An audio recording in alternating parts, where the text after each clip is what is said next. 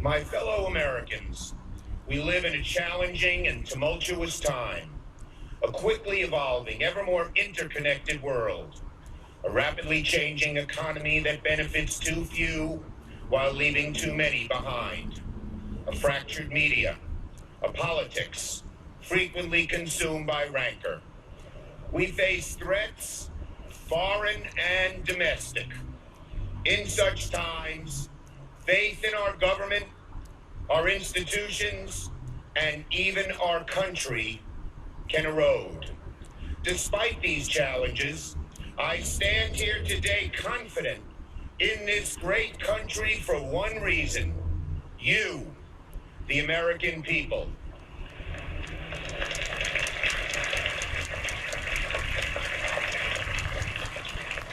We Americans have always been a forward-looking, problem-solving, optimistic, patriotic, and decent people. Whatever our race, religion, sexual orientation, gender identity, whether we are immigrant or native-born, whether we live with disabilities or do not, in wealth or in poverty, we are all exceptional in our commonly held yet fierce devotion to our country, and in our willingness to sacrifice our time, energy, and even our lives to making it a more perfect union. Today we celebrate one of democracy's core attributes, the peaceful transfer of power. And every day we stand up for core democratic principles enshrined in the Constitution: the rule of law, equal protection for all under law, the freedom of speech, press, religion.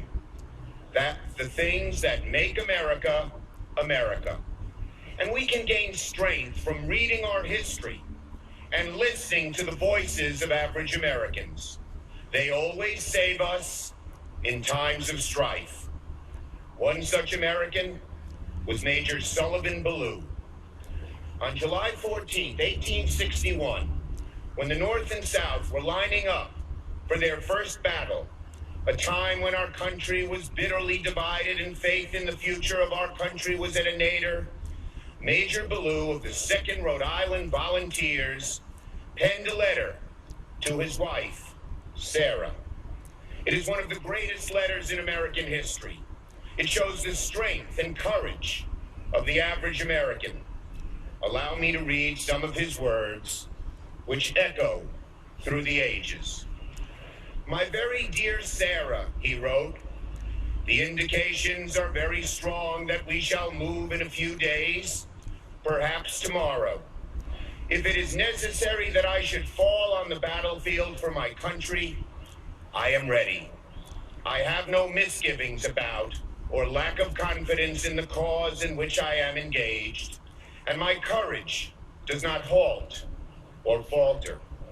I know how strongly American civilization now leans upon the triumph of the government, and how great a debt we owe to those who went before us through the blood and suffering of the Revolution. And I am willing, perfectly willing, to lay down all my joys in this life to help maintain this government and to pay that debt. Sarah, my love for you is deathless. It seems to bind me to you with the mighty cables that nothing but omnipotence can break. And yet, my love of country comes over me like a strong wind and bears me irresistibly on with all these chains to the battlefield. Sullivan Ballou gave his life on the battlefield a week later at the first battle of Bull Run.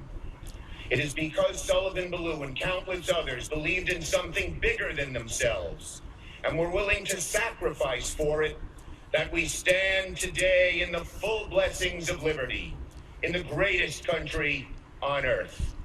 And that spirit lives on in each of us, Americans whose families have been here for generations and those who have just arrived. And I know our best days are yet to come. I urge all Americans to read Ballou's full letter. His words give me solace. strength. I hope they will give you the same. Now, please stand while the Associate Justice of the Supreme Court, Clarence Thomas, administers the oath of office to the Vice President of the United States.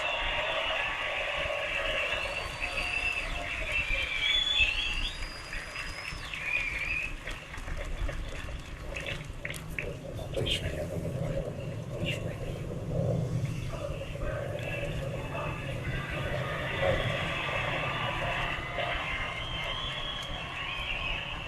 Vice President-elect, would you raise your right hand and repeat after me? I, Michael Richard Pence, do solemnly swear. I, Michael Richard Pence, do solemnly swear that I will support and defend the Constitution of the United States that I will support and defend the Constitution of the United States against all enemies, foreign and domestic, against all enemies, foreign and domestic, that I will bear true faith and allegiance to the same, that I will bear true faith and allegiance to the same, that I take this obligation freely, that I take this obligation freely, without any mental reservation or purpose of evasion, without any mental reservation or purpose of evasion, and that I will well and faithfully discharge and that I will well and faithfully discharge the duties of the office on which I'm about to enter. the duties of the office on which I am about to enter. So help me God. So help me God. Congratulations.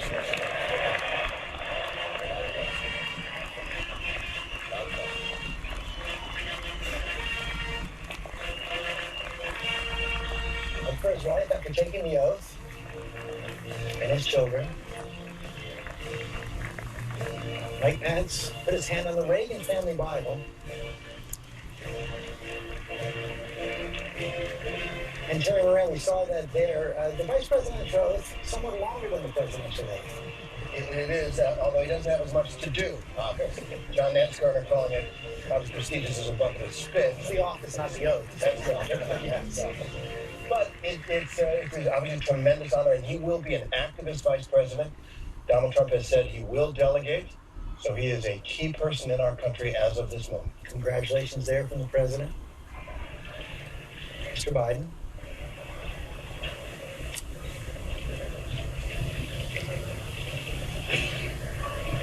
And the man he will serve. I see the emotion there on the face of Mike Pence. Cheers from the crowd. Ladies and gentlemen, the Mormon Tabernacle Choir, accompanied by the President's own United States Marine Band.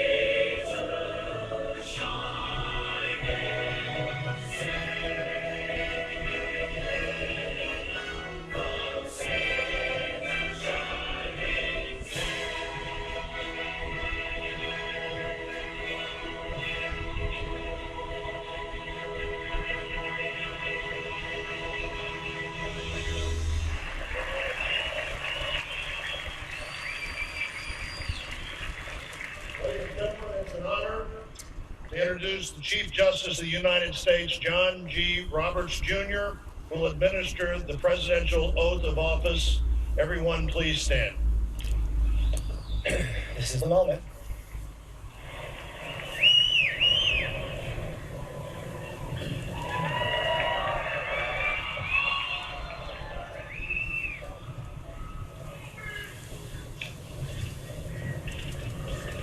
Please raise your right hand and repeat after me. I, Donald John Trump, do solemnly swear I, Donald John Trump, do solemnly swear that I will faithfully execute that I will faithfully execute the office of President of the United States the office of President of the United States and will, to the best of my ability, and will, to the best of my ability, preserve, protect, and defend preserve, protect, and defend the Constitution of the United States. the Constitution of the United States. So help me God. So help me God. Congratulations, Mr. President. Here it is, 12 seconds after noon. Donald J. Trump, the 45th President of the United States.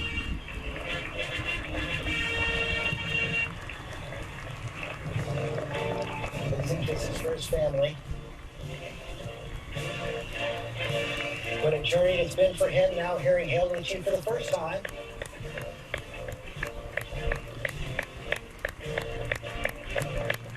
Congratulating the man he succeeds.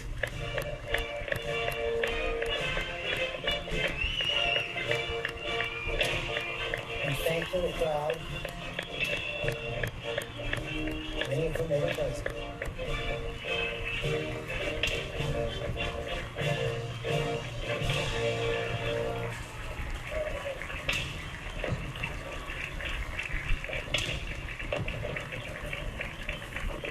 He'll be introduced by Senator Blunt and deliver his inaugural address.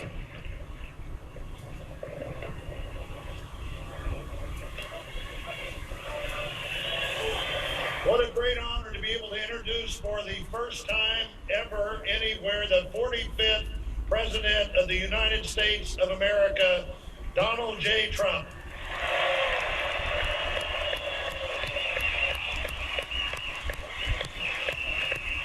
Did I get that right?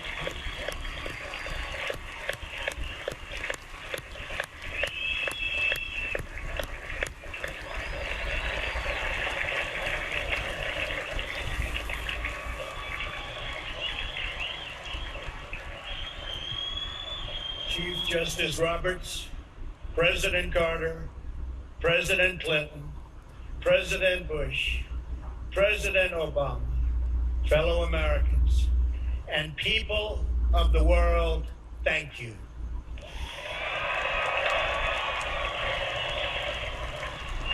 We, the citizens of America, are now joined in a great national effort to rebuild our country and restore its promise for all of our people.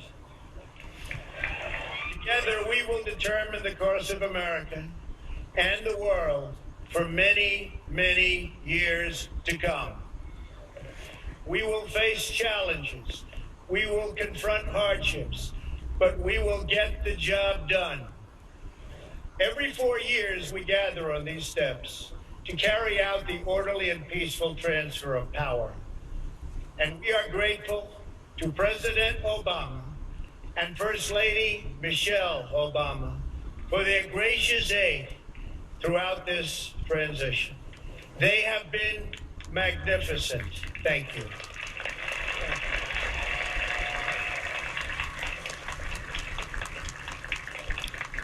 Today's ceremony, however, has very special meaning because today we are not merely transferring power from one administration to another or from one party to another, but we are transferring power from Washington, D.C. and giving it back to you, the people.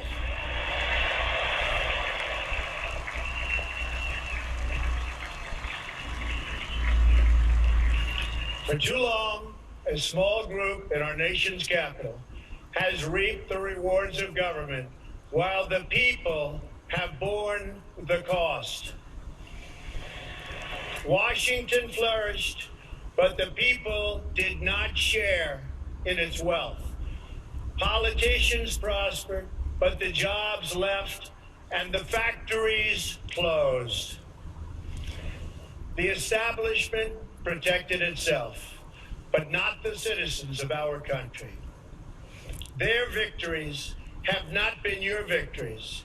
Their triumphs have not been your triumphs. And while they celebrated in our nation's capital, there was little to celebrate for struggling families all across our land.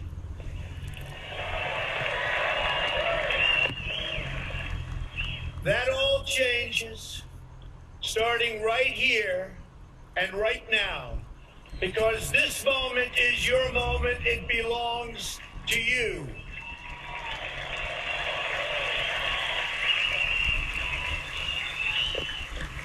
It belongs to everyone gathered here today and everyone watching all across America. This is your day. This is your celebration. And this, the United States of America, is your country.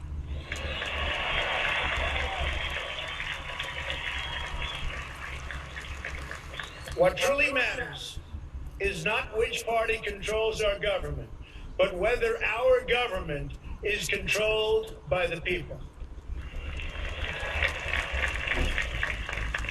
January 20th, 2017 will be remembered as the day the people became the rulers of this nation again.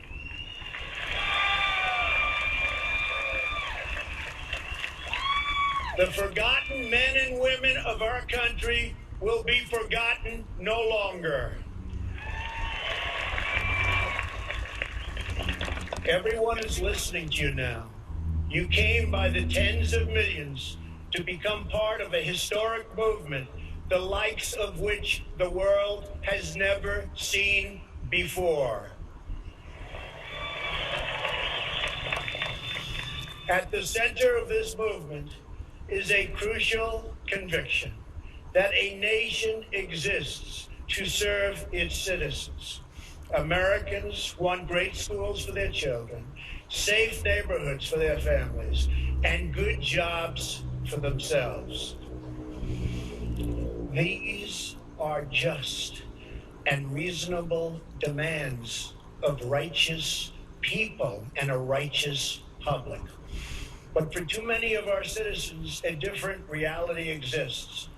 Mothers and children trapped in poverty in our inner cities, rusted out factories scattered like tombstones across the landscape of our nation, an education system flush with cash, but which leaves our young and beautiful students deprived of all knowledge. And the crime, and the gangs, and the drugs that have stolen too many lives and robbed our country of so much unrealized potential. This American carnage stops right here and stops right now.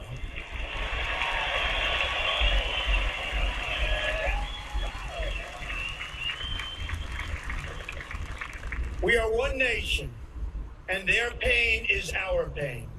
Their dreams are our dreams, and their success will be our success.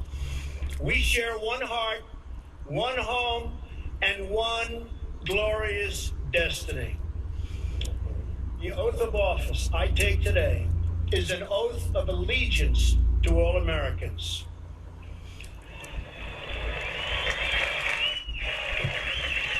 For many decades, we've enriched foreign industry at the expense of American industry, subsidized the armies of other countries while allowing for the very sad depletion of our military. We've defended other nations' borders while refusing to defend our own.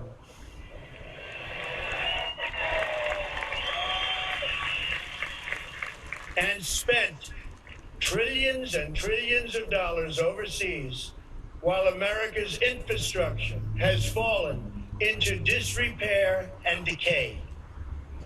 We've made other countries rich, while the wealth, strength, and confidence of our country has dissipated over the horizon. One by one, the factories shuttered and left our shores, with not even a thought about the millions and millions of American workers that were left behind. The wealth of our middle class has been ripped from their homes and then redistributed all across the world. But that is the past. And now we are looking only to the future.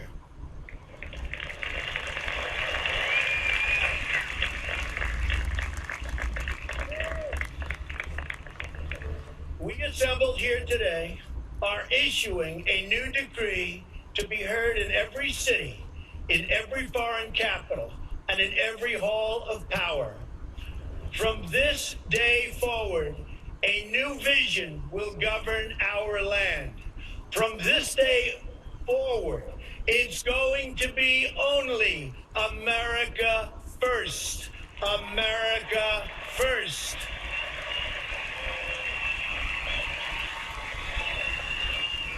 Every decision on trade, on taxes, on immigration, on foreign affairs will be made to benefit American workers and American families.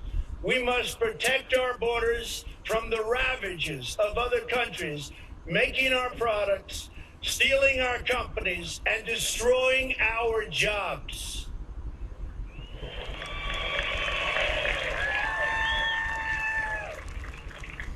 Protection will lead to great prosperity and strength.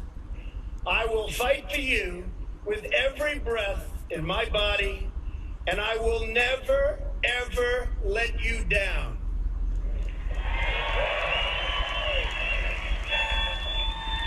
America will start winning again, winning like never before. We will bring back our jobs. We will bring back our borders. We will bring back our wealth. And we will bring back our dreams.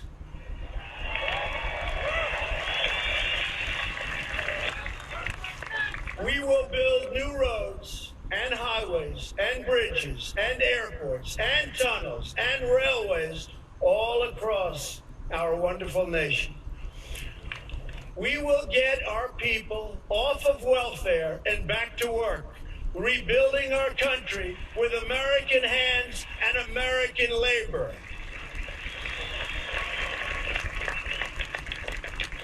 We will follow two simple rules: buy American and hire American. We will seek friendship and goodwill with the nations of the world, but we do so with the understanding that it is the right of all nations to put their own interests first. We do not seek to impose our way of life on anyone, but rather to let it shine as an example. We will shine for everyone to follow. We will reinforce old alliances and form new ones and unite the civilized world against radical Islamic terrorism, which we will eradicate completely from the face of the earth.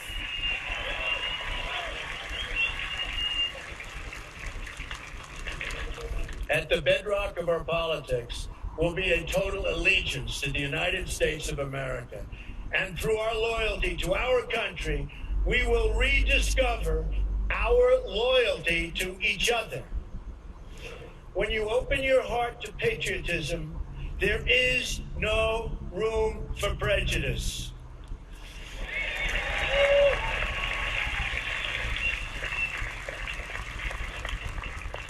The Bible tells us how good and pleasant it is when God's people live together in unity.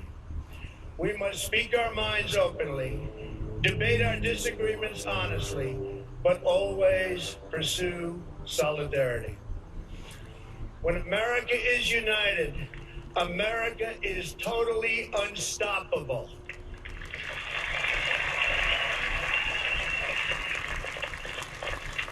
There should be no fear. We are protected, and we will always be protected. We will be protected by the great men and women of our military and law enforcement. And most importantly, we will be protected by God.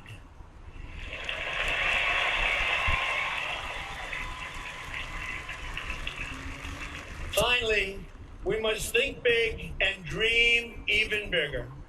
In America, we understand that a nation is only living as long as it is striving. We will no longer accept politicians who are all talk and no action, constantly complaining, but never doing anything about it.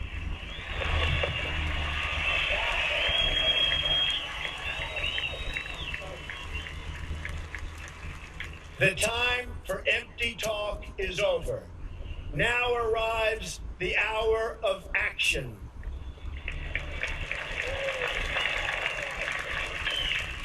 Do not allow anyone to tell you that it cannot be done.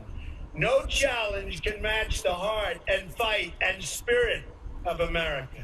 We will not fail. Our country will thrive and prosper again.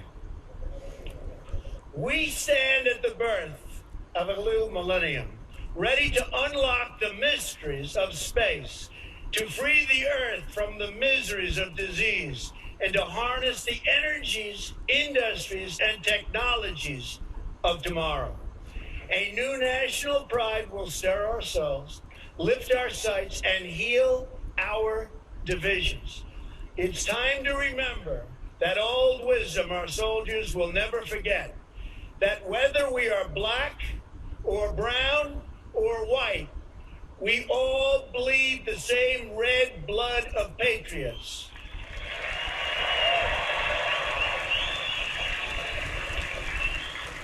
We all enjoy the same glorious freedoms, and we all salute the same great American flag.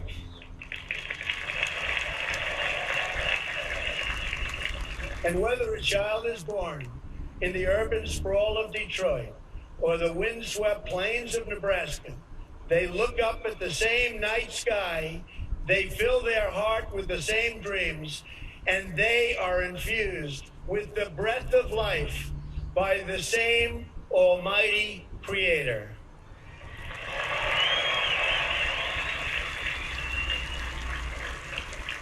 So to all Americans in every city, near and far, small and large, from mountain to mountain, from ocean to ocean, hear these words: you will never be ignored again.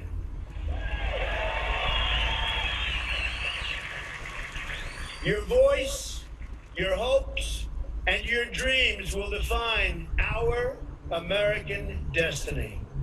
And your courage and goodness and love will forever guide us along the way.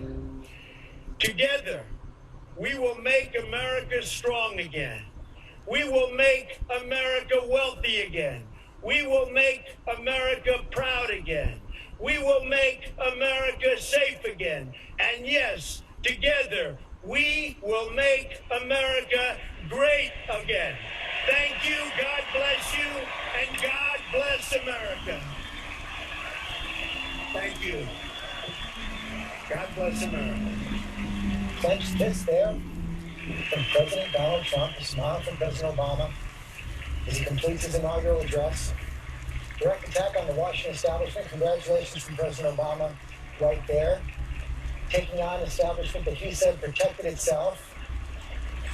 Promises that will all change right here, right now, from this day forward. The people are the rulers again, said Donald Trump, President Donald Trump. Then he said he has a new decree, a new vision. The new vision will govern our land. America first.